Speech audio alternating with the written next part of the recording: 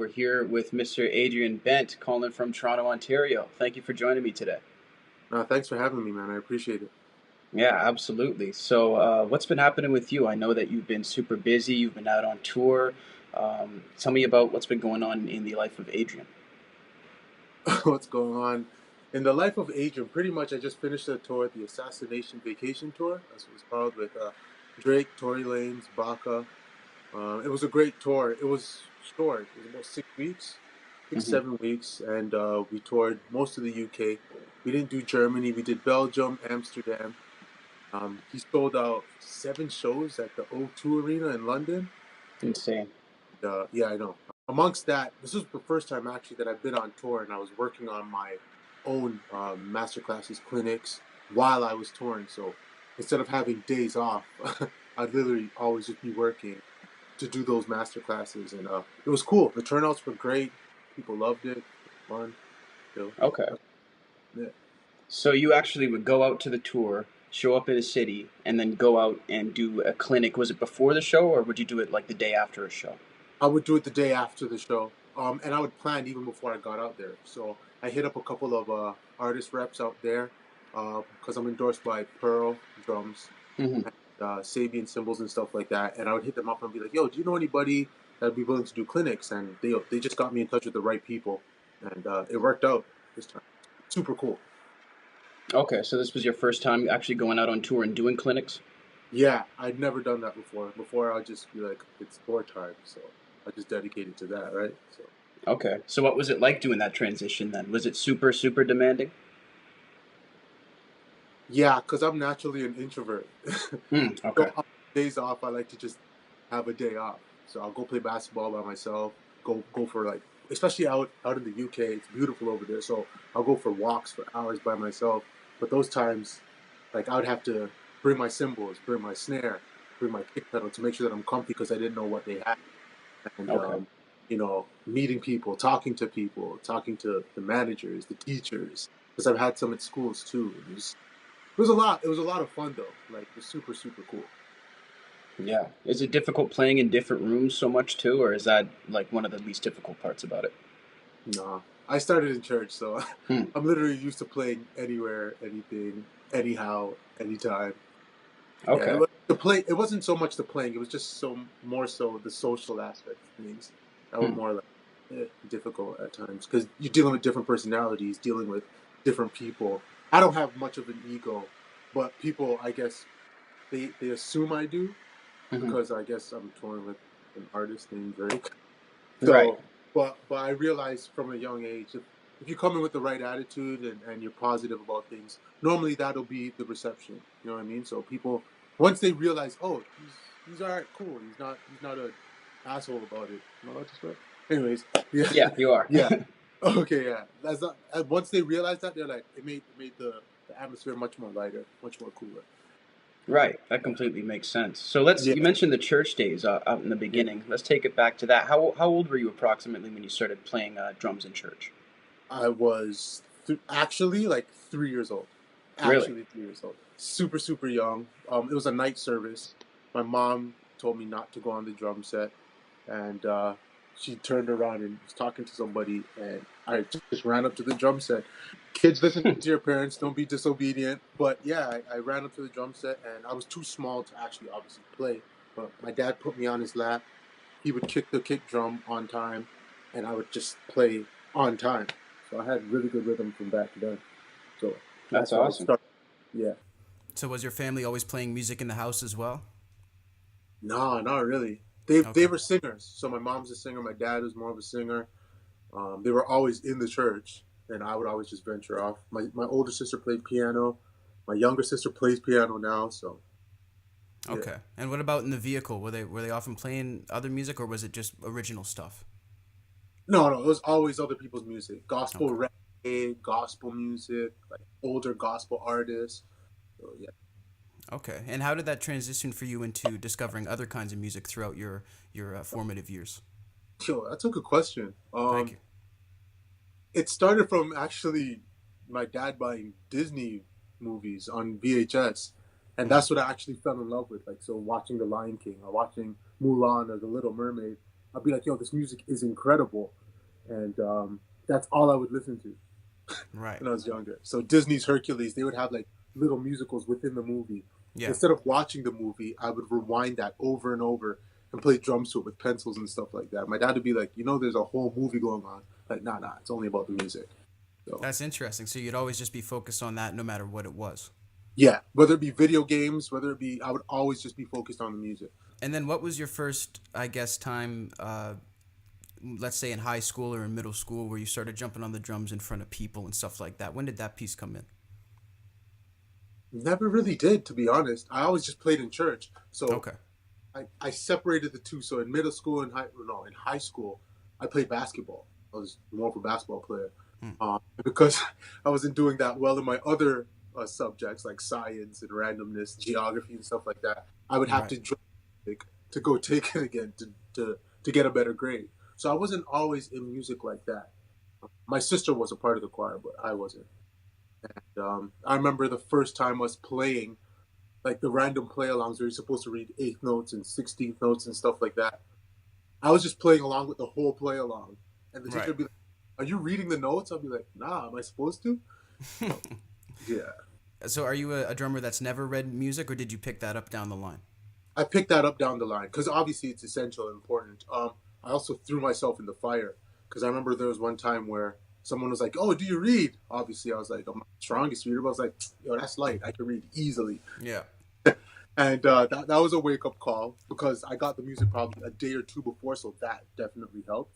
And I caught some of the stuff, and it wasn't that difficult, but that was the first time I actually sat down and had to like read and realize what was going on and follow what the trumpets and horn players were doing just by Right. looking at it. So it's a good reference to have. I Yeah. understand like quarter notes, eighth notes, like the dotted 16 notes and weird stuff like that. Nah, Right. that'll take me a couple times to get just to be like, oh, that's what it is. All right, cool.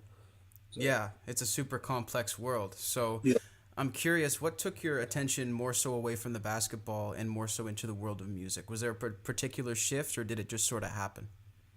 oh, there's definitely a particular shift. I remember being 16 and my coach got me to try out for the provincial team in Ontario because I was incredible at basketball. I still am. And I remember him saying, yo, this is when the practice is, 6 p.m., this school. Make sure you're there. And I remember at 7 p.m., I had like another music rehearsal. Right. And I was just like, yo, which one should I choose? I definitely chose the music one. So So you that's actually when, had that choice.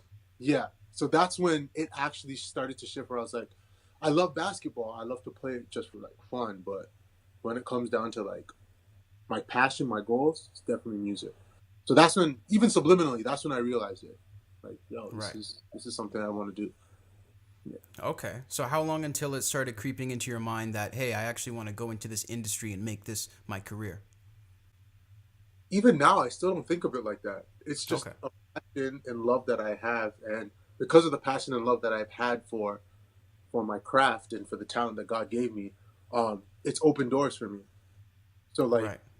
I know a lot of people work hard and practice and rudiments and this and that and blah blah blah.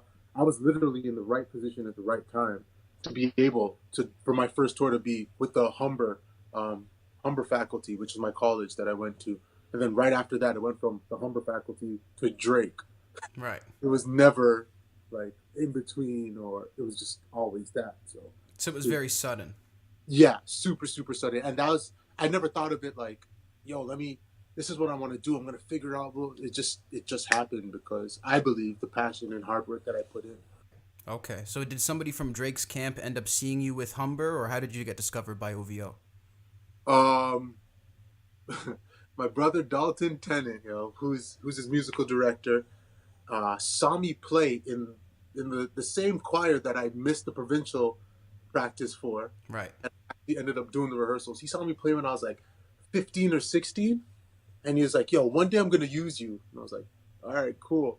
And then like 6 7 years later, he literally gave me a call. Wow. So what tour That, was this for? that was for Drake. For the Nothing Was the Same, or?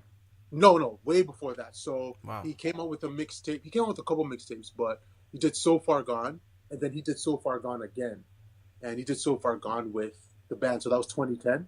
Right. And I remember our first date was Slippery Rock, Pennsylvania. Okay. I still have that on tape. Like, yeah, Were those smaller dates at that time? super small colleges, like in Mm. college. Yeah, What types of memories do you have of those early days trying to make it? him trying to make it or Yeah, me. I guess the just being around the whole group, yourself included. Just I was just taking it in, just enjoying it. I was super green, so like I was the guy in the camp telling people Jesus doesn't like smokers and you, sh- you shouldn't smoke, and that's not the life for me, and I don't drink and I don't do that. I was super super green, so I was just it was such a new experience to me. I was just kind of taking it in, but not getting caught up in it at the same time. Right. And you talked about how sudden it was for you to get the gig. Hmm. How sudden was it for you guys as a group once you guys had united until you started doing big shows? Because obviously you guys put in so much work, but when it happened, it seemed to just really take off. Yeah, they found a formula that worked, especially for radio. Him working with 40, Boy Wonder, T Minus, like some of the greatest producers in the world Yeah. that are in Canada, right? They just found the formula that worked. And once I believe, Thank Me Later was a great album. Once he did Take Care, that's what really propelled him into the next atmosphere. Because I remember us rehearsing Marvin's Room for hours just to make sure that he got it right. Because that was the only song people wanted to hear. Yeah. Because it was just super relatable. It was on the radio. People loved it. It just took off from there. Mm-hmm. And in terms of your drumming, a lot of people might not realize that there can sometimes be a big difference between a session drummer and a tour drummer. So are Mhm. you crossing the lines and playing in the studio and on tour, or is it exclusively one or the other mostly?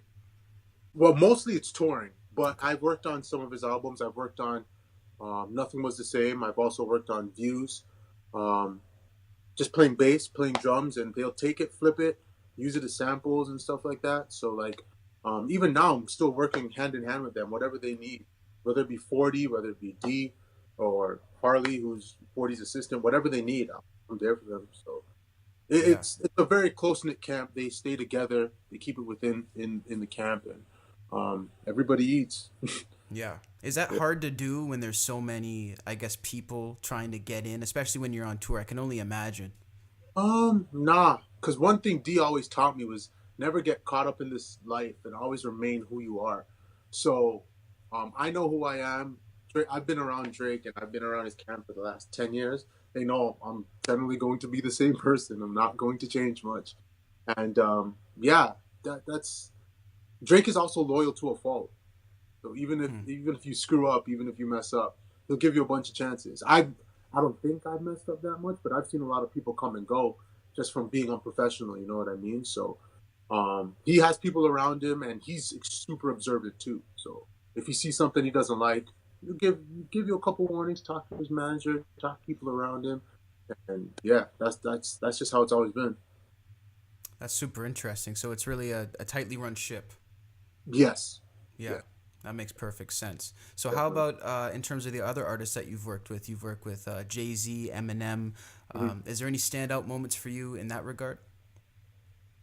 In regards to Eminem, it's kind of like watching this like divine figure almost just come on because I think he's super talented when it Yeah. comes to his play on words and how he raps. He did the first OVO fest in Toronto. Eminem, I Hmm. think. Was it Eminem? Or was it Jay Z? It was one of the two. I believe it But was Eminem. I remember Eminem coming out and the crowd screaming so loud. Those are one of those moments where I had in-ears in, and it didn't even matter because I was like, Jesus, it's so loud. Wow. But he was super cool. Like he was just like, yo, just make sure you play a song, whatever not. He came out, did his thing. Jay Z was cool too because I remember they were supposed to. We did Radio City Music Hall in New York, and we were supposed to do a specific song. And 10 minutes before the show, they're like, "Yo, Jay Z wants to switch the song." We're Hmm. like, "Ew, to what?" I don't even remember, but I remember him. It's on like some Walmart app. You can watch it. But I remember him giving us the song 10 minutes before the concert started, and him looking at the musical director and saying, "Yo, does he got it?" And I remember just how Tony Royster played it because he was his drummer at the time. Hmm. And he just looked at me and was like, "Yo, you got it?" I was like, "Yeah, I should be all right." And we just did it. And Crazy. yeah, it was just so last minute. I don't even know how I pulled that off, but it went down. It was well. Like he loved it. It was cool. Wow, that must feel crazy to get respect from, people who are at that level and to be able to work with them too. It's pretty cool, I guess. I look at everybody the same though, Exactly. whether you're that type of artist or whether you're an upcoming artist. Because at the end of the day, I always tell people, especially in my master classes or clinics, as quickly as you go up, you can come down. You know what I mean? Hmm. So I always remain the same. I always uh, look at people the same. They all do exactly what we do. Wake up in the morning, brush your teeth, sit on the toilet, do what they gotta do. Hmm. So yeah, that's how I look at things. Exactly. Yeah, I think people who don't work in this sort of field sort of tend to put people on a pedestal, but I find Yeah, that as you meet them, you do realize that they're just working just like us and on their yeah, goal. exactly. And I just told Drake that the other day. I was like, yo, I'm here doing master classes. I'm here like, flying around the world and people want to see me play. And I'm like, that's because of the vision you had. And I Right. really appreciate you for that. And he's just like, oh, thanks, man. Nobody's really ever explained it like that. But I'm Hmm. like, yo, I'm able to live out my dream and my vision because you lived out your dream. And as you Right. said, we're just all regular people just trying to live our lives, right? Live our dream. So, Exactly, and build it to yeah. the top. Speaking of your master classes, what sort of content is covered in those master classes? Um, a lot actually. It's more. I like it like to be laid back, super fun. I don't like the whole "look at me, I'm playing" thing. Mm. So I love it to be interactive. So I'll talk to people. The type of things talk about is how I approach music because a lot of drummers don't approach music the way I approach it. I play piano, I play drums, I play bass. Um, kind of learning guitar. That instrument's hard as hell. But Hmm. because I play different instruments, my approach is different to how I learn music. Yeah. So a lot of drummers will sit down and just learn the drum part and just be the drummer. You know what I mean? And when it comes to me, I'm listening to what's going on with the vocals, what's going on with the guitar, what's going on with the bass, what's going on with the piano, and I'm drawing from that and accenting certain parts that they do, which gives me a better knowledge and understanding of the music that I'm learning or playing. Right. Um, so that's mainly one of the main things I cover in my master class is how to play with Drake in regards to like a hybrid of electronic drums versus acoustic drums. Hmm. Um, the difference between playing for Danny Caesar and playing for Drake, which is more acoustic and electronic, like two two different contrasts. You know what I mean? So Yeah. yeah, I cover a lot. Wow, that's super cool. And in terms of the Drake shows, because I got to see the last tour that you guys did, and it's Hmm. Drake on the stage. Where exactly is the group? And is the band all together in one area, or is it split out? Yeah, we're all together. Couple of tours before we were like underneath the stage. Hmm. But this tour we were at the back, so it's a 360 stage. We were at the back of the stage. It has D there, who's the musical director. Also running Ableton, Future his DJ. Then I'm on like literally just the other side, which is I can see them and they could Nice. talk.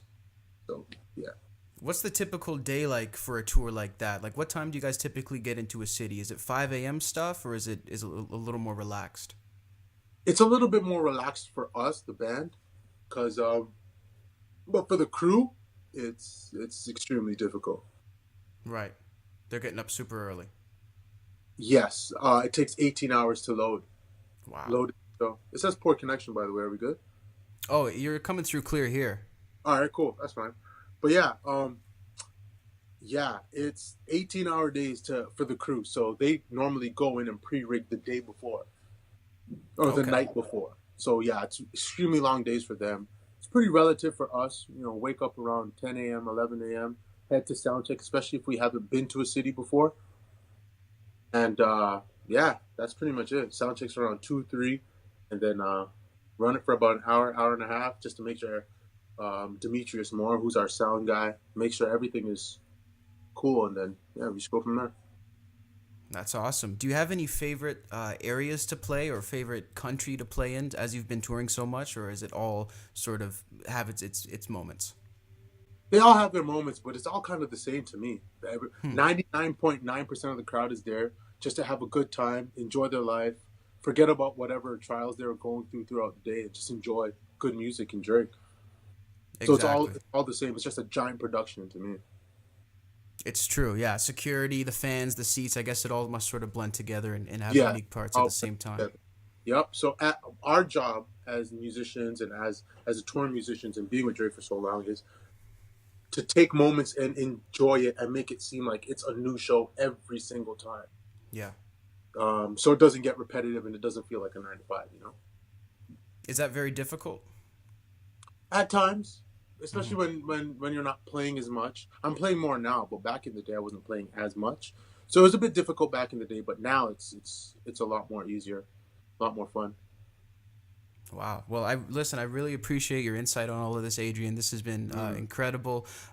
What's coming up for you? Do you have any master classes coming up, or are you waiting to get out on the next tour? No, I definitely have some coming up in Toronto, May Nice. May 6th and May 7th, I believe, or something like that. I really need to look at the dates, and I really need to start promoting it because, yeah, God knows I'm terrible at that. But yeah, definitely have some coming up in Toronto. We're supposed to do Brazil and other places like that. I'll reach out to some people, see if I could do some master classes out there, and yeah, I also have an album coming out eventually, Really? maybe later later in the year or early next year. Just putting things together, getting artists together. So yeah, that's what's next for me. That's so cool. Well, listen, I really hope you get to do a master class out here in Edmonton because I play the drums myself, and Oh, I'd love to bless. come check that out. Yeah, absolutely. Yeah, for sure. Be Awesome. great. Cool, All right, man. Adrian. If I'm ever out there, I'll definitely hit you up.